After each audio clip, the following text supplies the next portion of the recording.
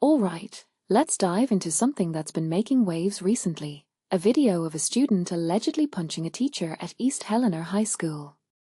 Now, before we get into the details, I want to address something.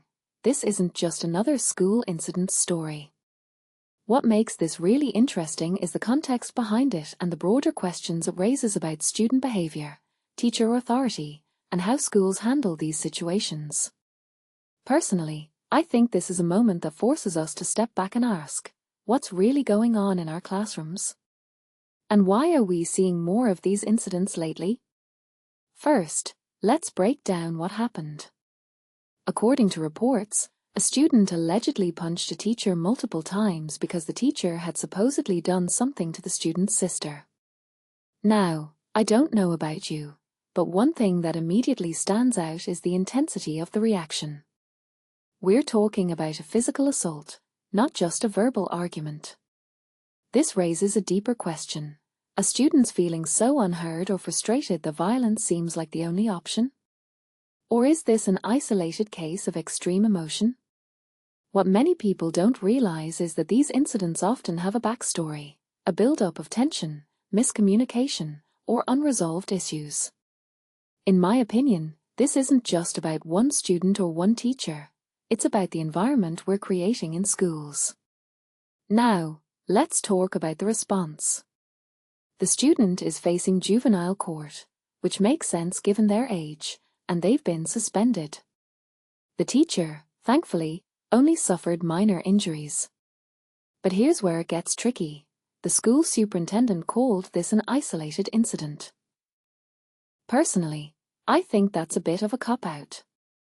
While it may not be part of a pattern at this specific school, if you take a step back and think about it, these kinds of incidents are happening more frequently across the country.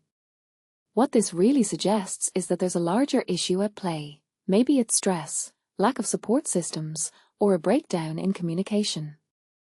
A detail I find fascinating is how quickly schools label these events as isolated without addressing the underlying causes.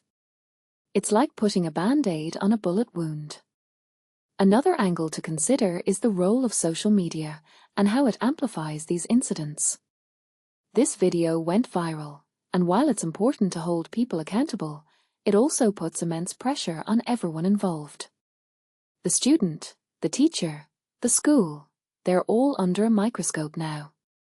From my perspective, this highlights how public scrutiny can complicate an already messy situation.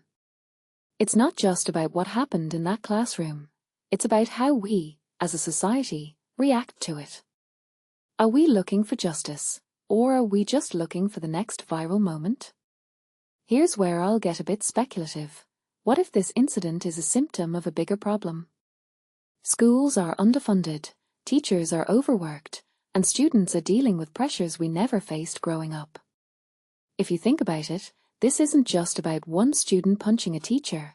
It's about a system that's failing to address the needs of both students and educators. Personally, I think we need to stop treating these incidents as one-offs and start having honest conversations about what's really going wrong. So, what's the takeaway here? In my opinion, this incident should be a wake-up call. It's not enough to suspend a student or label it as isolated. We need to ask harder questions. Are we supporting teachers enough? Are we listening to students? Are we creating environments where violence feels like the only solution? This raises a deeper question. What kind of future are we building if we keep ignoring these red flags? I'll leave you with this thought. What if, instead of just reacting to these incidents, we started preventing them? What would that look like? Let me know your thoughts in the comments below. This isn't just a story about one school, it's about all of us.